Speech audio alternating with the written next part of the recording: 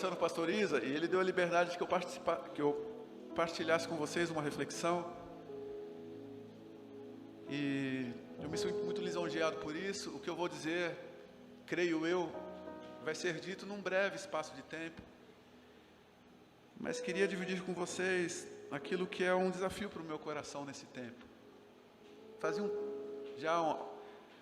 alguns meses, ou talvez anos, que eu não compartilhava, a partir deste mesmo texto, ou dessa mesma compreensão, que teve um start na minha vida, numa vez em que eu viajei com a Rebeca para o exterior, lá para os Estados Unidos. Faz assim, ó. A gente está pagando a passagem até hoje, tá, gente? Tá nessa parte. Mas a gente teve a oportunidade de conhecer, ou de estarmos juntos naquele país, e a gente conheceu os estúdios da Warner. Sabe onde foi gravado Friends? Vocês já assistiram Friends? Vocês assistem seriado do mundo, né, gente? Eu também assisto. E aí a gente foi conhecer lá os estúdios da Warner.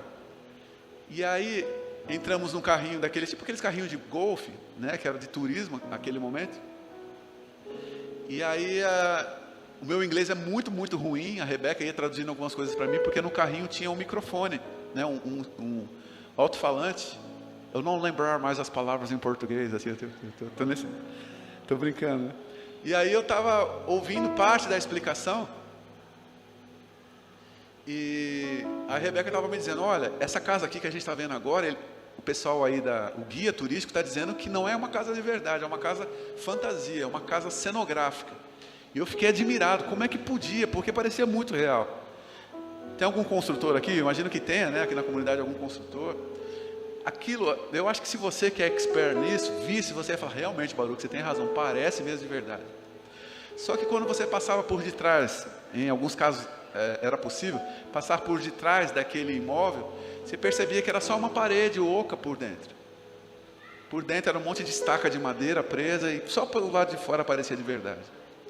E cada vez a gente se impressionava mais, até que chegou uma hora que a gente viu um lago, e eu falei assim, Rebeca, pelo amor de Deus, pergunta para eles aí, não é possível que esse lago aí também seja cenográfico.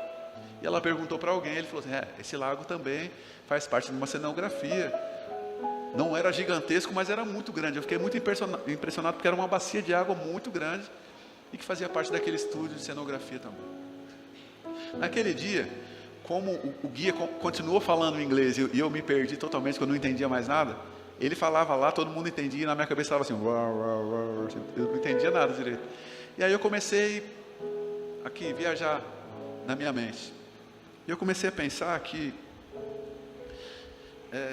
às vezes na nossa caminhada ministerial, ou na nossa caminhada cristã, como seguidores e discípulos de Jesus, às vezes a gente adota para nós um estilo de vida um tanto cenográfico, sabe? E aquilo me impactou, porque o passeio demorou mais um tempo para terminar, mas eu olhava cada casa e eu sentia um temor no meu coração, e me perguntava para o Senhor, quantas vezes, Deus, eu fui uma casa fake como essa, professando o teu nome, falando para todo mundo que eu sou tua propriedade, mas por dentro, uma vida oca e vazia. E aquilo tomou meu coração de um temor, e toda vez que eu me lembro dessa história, de novo eu peço, Senhor, misericórdia, me ajuda a não me contentar com esse estado, né, de um personagem. Seria como a gente transferiria para seres vivos essa situação. Mas você sabe que o que veio ao meu coração quando eu me lembrava dessa situação foi uma angústia que João Batista sentiu ao pregar certa vez no deserto. E ele começou a ficar bravo com as pessoas, porque talvez ele tenha percebido que para aquelas pessoas que ali estavam, ser um personagem, tudo bem? Tudo bem? Ser um personagem, ou ser parte de um cenário, estava tudo bem. João Batista começa a brigar com aquelas pessoas. Ali em Lucas 3, de 7 a 14, ele vai dizer assim, olha, João dizia às multidões que saíam para serem batizadas por ele era super gentil, né? Ele chamava raça de víboras, ele falava para todo mundo, raça de víboras. Quem lhes deu a ideia de fugir da ira que se aproxima? Deem frutos que mostrem o arrependimento de vocês, e não comecem a dizer a si mesmos, Abraão é o nosso pai, pois eu lhes digo, ele pregando lá, né? que destas pedras Deus pode fazer surgir filhos a Abraão. O machado já está posto à raiz das árvores, e toda árvore que não der bom fruto será cortada e lançada ao fogo. Aí o pessoal na multidão, acho que está microfonando, Jorge, se quiser baixar um pouquinho. Aí o pessoal que estava ouvindo a pregação de João Batista começou a perguntar. Aqui diz o texto: perguntavam as multidões: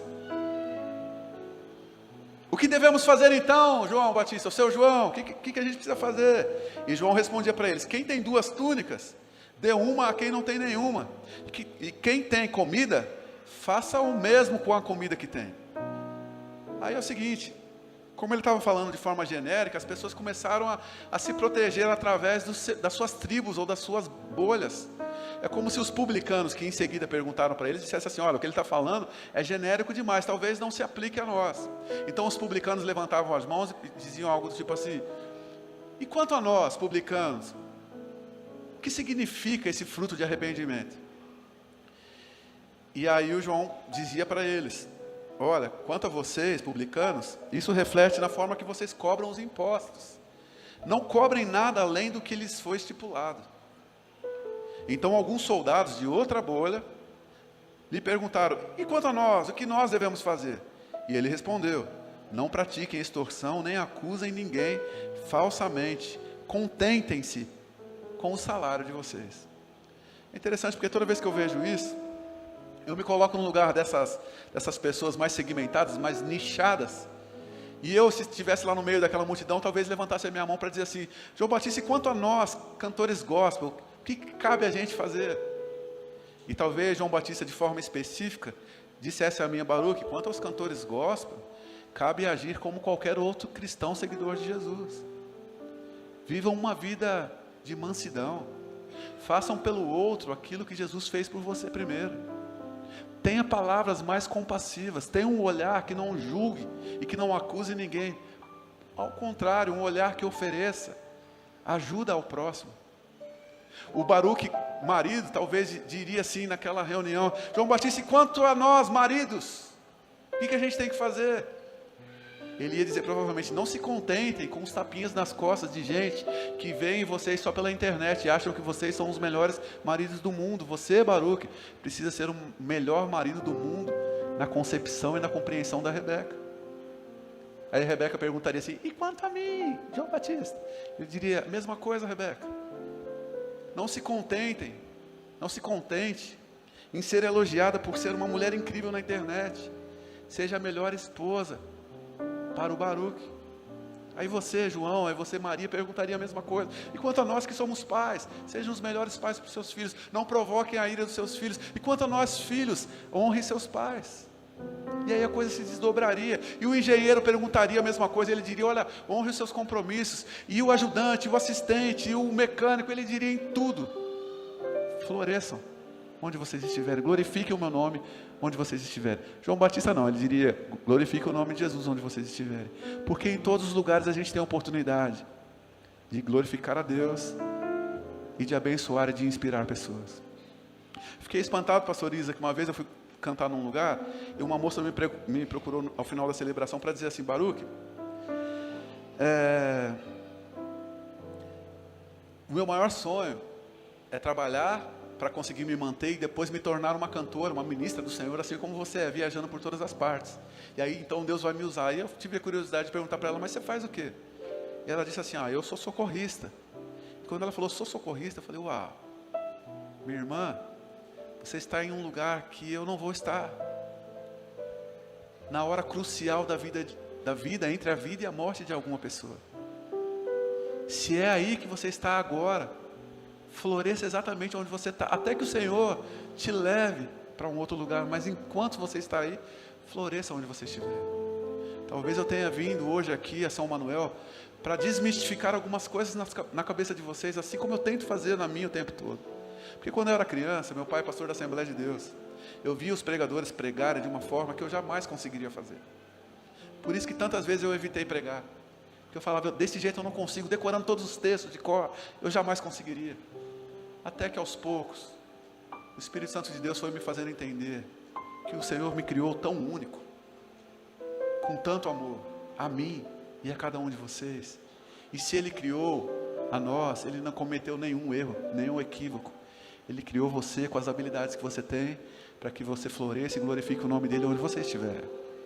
Os alunos perguntariam: João Batista, o que a gente faz na faculdade, na escola? Glorifique o nome do Senhor. Sejam piedosos, passem cola. Não, isso não. Sejam piedosos. Não passem cola, mas se alguém tiver dificuldade, se aproxima para perguntar: eu posso te ajudar de alguma forma? Eu sei que eu estou dizendo aqui na igreja de vocês algo que parece óbvio, porque pelo que eu vi aqui, vocês já vivem dessa maneira. O mercado solidário é essa forma de viver a vida. Mas eu estou contando isso para vocês, porque se a gente não se implica naquilo que a gente lê da Bíblia, nada muda em nós. A gente tem que sair daqui dessa celebração, embora eu seja um pregador, assim, dos mais comuns que você já viu na vida. O Isa provavelmente prega com muito mais facilidade que eu, mas se você não trouxer essa palavra que eu com simplicidade estou trazendo para você aqui, se você não trouxer para o teu coração, nada muda. Se você não se implicar, se você não fizer essa pergunta hoje ao nosso Senhor, dizendo: Senhor, na minha vida, no que implica essa palavra que João Batista pregou lá atrás? Me ajuda a enxergar os meus erros e me ajuda a mudar. Me ajuda a perceber se a minha vida não é uma obra de cenografia, se eu não me tornei um personagem. E olha, gente, isso é muito óbvio, mas o óbvio precisa ser repetido. Deus não trata personagens. Se você luta muito, gasta toda a sua energia para manter de pé um personagem, você está perdendo o seu tempo. Porque Deus conhece muito mais profundamente o que vai na nossa alma, e antes que uma palavra nos chegue à boca, diz a sua palavra, que Ele já sabe o que a gente vai dizer, Ele sabe tudo a nosso respeito.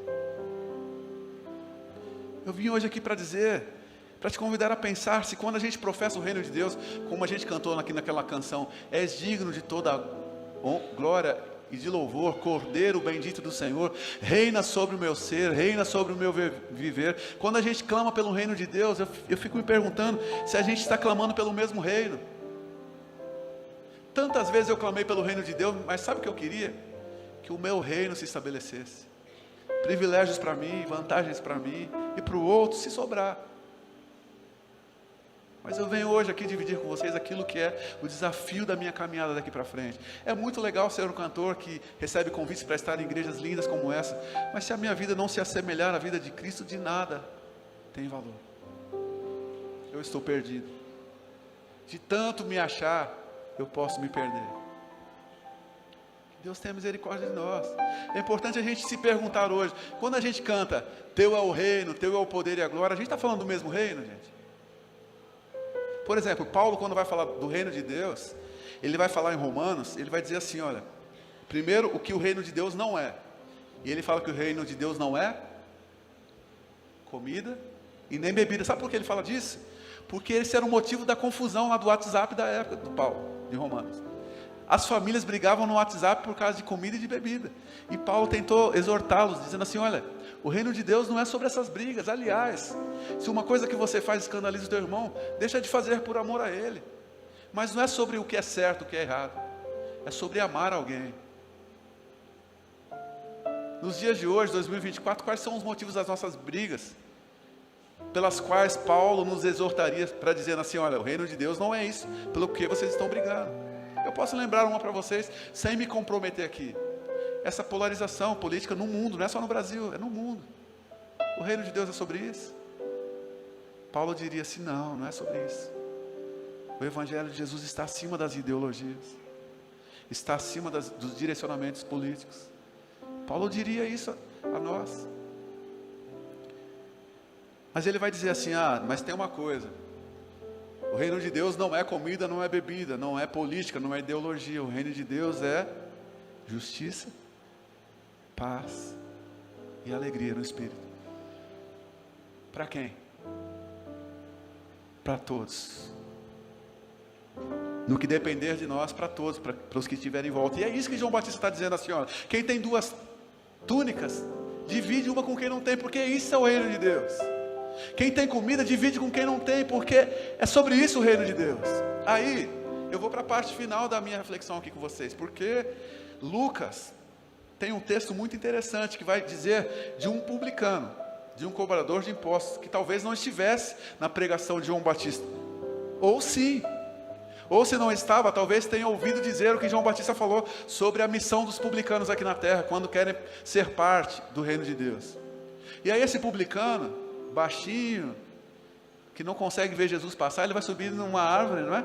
E o nome dele é Zaqueu. E aí ele está lá sobre a árvore, curioso para ver Jesus passar, e quando Jesus passa, o percebe sobre aquela árvore e faz um convite para ele: ó Zaqueu, vamos para a tua casa?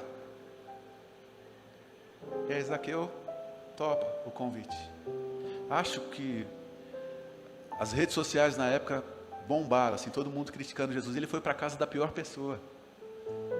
O WhatsApp, as DMs, assim, todo mundo, meu, sabe para a casa de quem Jesus foi? Justo de Zaqueu, aquele que cobra imposto da gente. O Zaqueu, aquele pilantra. Zaqueu tinha os piores apelidos, os piores adjetivos. Era o baixinho, era o mal intencionado, era o bandido que trabalhava para o governo opressor. Ele tinha todos os piores adjetivos, mas Jesus o chama pelo nome. Jesus fala: Zaqueu, vamos para a tua casa. E aí Jesus vai com ele para casa. E sabe o que acontece? A presença de Jesus na casa de Zaqueu gera alguma coisa no coração dele. Porque Zaqueu começa a dar uma resposta para a pregação de João Batista lá de trás. Zaqueu começa a falar assim: olha, de quem eu roubei, vocês me ajudam a lembrar o texto? De quem eu roubei eu vou devolver 2 vezes mais, é isso? Vou dividir o que eu tenho, né? E de quem eu roubei eu vou devolver 4 vezes? 4 vezes mais. E aí Jesus dá uma constatação, ele fala assim: olha, é isso aí. Esses são os frutos de arrependimento que João Batista falava lá atrás. Isso significa, se são frutos, significa que a salvação chegou nessa casa. Não na casa física, Zaqueu, mas no teu coração. A salvação chegou na sua casa. É interessante porque eu creio de todo o meu coração que a decisão de Zaqueu não foi o que gerou a salvação, foi a salvação que chegou na casa dele que gerou a decisão que ele teve. Porque senão seria pelos nossos méritos. E nunca será. Sempre será a abundante graça de Deus em nossas vidas. E aí Jesus fala assim: olha, a salvação segura está constatada. Você tem os frutos do arrependimento. Sabe o que eu acho interessante? A imagem, né? Eu vi que vocês têm uma imagem muito linda aqui do logo da igreja, que eu achei maravilhosa, eu entendi, né? Mas a imagem do fruto de arrependimento, tudo que eu falo, eu fico pensando em imagem, né? Eu imagino o fruto de arrependimento, pastor Isa, como uma árvore plantada de ponta cabeça, onde a raiz é plantada no céu e os frutos são vistos aqui na terra. A raiz no céu, a semente no céu, porque é diante do Senhor que a gente se confessa para deixar o pecado. Mas os frutos precisam ser vistos aqui. Deus não precisa ver nossos frutos, as pessoas precisam. Lembra Mateus 5,16? Assim resplandeça a vossa luz diante dos homens, para que vejam as vossas boas obras e glorifiquem a vosso Pai que está nos céus. Sabe o que aconteceu com a vida de Zaqueu? Ele se tornou uma resposta para aquela sociedade. Eu fico imaginando, dias depois dele ter se comprometido com aquela palavra, porque tem isso também, né? Às vezes na hora da empolgação, a gente diz: sim, Senhor, eu vou dividir tudo que tenho, mas depois esfria, e a gente não faz nada disso. Mas eu creio que Zaqueu, se não naquele dia, dias depois, ele foi bater na porta lá das pessoas de quem ele tinha tomado dinheiro indevido, e ao bater na porta, talvez a esposa ou o marido tenha ficado apreensivo: lá vem Zaqueu de novo. Mas agora ele vem numa nova posição. Agora ele é seguidor de Jesus Cristo de Nazaré. Ele foi liberto daquele ídolo que ele tinha. Porque não faz sentido, gente, Zaqueu exercer o trabalho que ele exercia. É como se assim, ó, é difícil dar um exemplo, né? Digamos que a gente tivesse uma rixa muito grande com um país vizinho, a Argentina, por exemplo. Porque no futebol a gente brinca que tem a rixa, né? Digamos que fosse uma rixa mesmo, grave. E aí o governo da Argentina vem, os militares vêm e dominam o Brasil, e a gente agora está trabalhando sob chicote dos argentinos, e o pastor Isa aceita a função de trabalhar para o governo argentino para cobrar impostos da gente, de nós brasileiros. Faria sentido isso? É muito ruim essa posição, mas Zaqueu topou isso, provavelmente porque o status, a posição, talvez até a sua necessidade fosse algo maior para ele do que os seus princípios.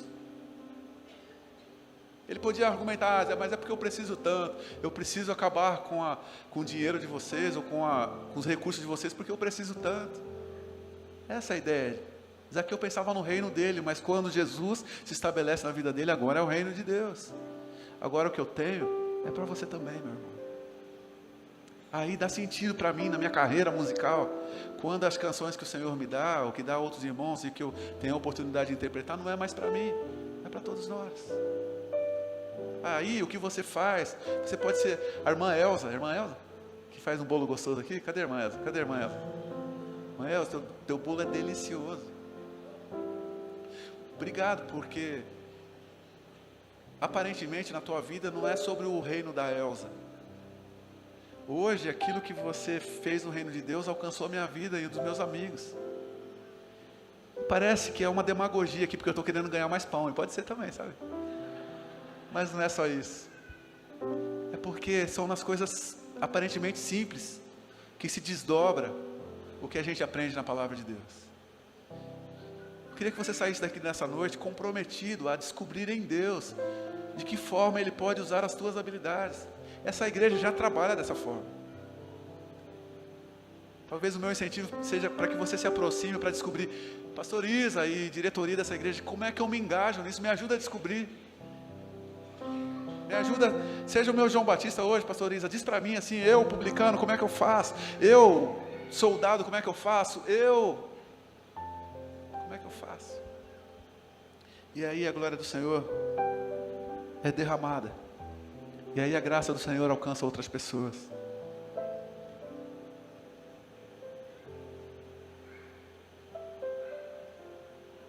Aí, quando isso acontece, ao invés da gente viver uma vida suplicando respostas de Deus, nos colocamos diante do mundo para ser a resposta de Deus para o que o mundo tem perguntado. O mundo está dizendo assim, será que não vai ter mais amor? Acabou mesmo, aquela fase de paz e amor passou mesmo, agora é só briga mesmo, é só guerra mesmo. Aí vem os seguidores de Jesus e dizem assim, no que depender de mim, eu sigo em paz com todos. No que depender de mim, conta comigo para a gente mudar o nosso bairro, a nossa rua, a nossa casa primeiro, o nosso quarto, os filhos, né, que moram juntos às vezes, os dois adolescentes aí, começa no quarto. No que depender de vocês, de que jeito vocês organizam o quarto de vocês? Quando isso é possível, Baruch? Quando a gente vive o que está escrito lá em Atos 17, 28. Quando nós nele vivemos, nele nos movemos e nele existimos. O que mais? Aí, olha o Nuno dividindo com essa criança o dom que ele tem. Pode ficar tranquilo, pode ficar tranquilo. Isso aí. Que mais, gente? Que mais? Servir vocês em mais o quê? Esse é o lema, não é? Em que mais eu posso servir aqui hoje? Em que mais eu posso ajudar? Em que mais eu posso aliviar as tuas cargas? Perguntem-se uns aos outros. A gente se chama de irmãos, a gente não é mero colega de trabalho. Nós nos consideramos irmãos de caminhada. E irmão Você é pai dele? Ele é bagunceiro assim, cara? Eu tô pensando como é que vai ser. Então deixa ele. Pode deixar, não atrapalha não. Deixa ele aí, tranquilo. Fica tranquilo. Eu fico pensando como é que vai ser em casa, né? Eu com 50 anos correndo atrás de um menino também. Vai ser uma bênção. O que mais? Qual é o nome dele? Samuel. De que forma mais eu posso ajudar a família do Samuel a cuidar com o amor dele? É sobre isso. Precisa implicar. Eu termino por aqui com duas, pastor. Com duas frases. Uma delas do John Stott, ele fala assim, olha. Porque nossos esforços evangelísticos são frequentemente desastrosos? Há várias razões, e não se pode simplificar, mas uma das principais razões é que não parecemos com o Cristo que proclamamos. A pregação mais eficaz provém daqueles que vivem conforme aquilo que dizem. Eles próprios, vocês próprios são a mensagem do Evangelho. Olha isso que um professor hinduísta falou para um aluno cristão. Se vocês cristãos vivessem como Jesus Cristo, a Índia estaria rendida aos seus pés amanhã. Ou seja, a gente fala de uma coisa que está distante da nossa realidade. E por último, o fundamental em todo discipulado é a decisão de não somente tratar Jesus com títulos honrosos, mas seguir o seu ensino e obedecer os seus mandamentos.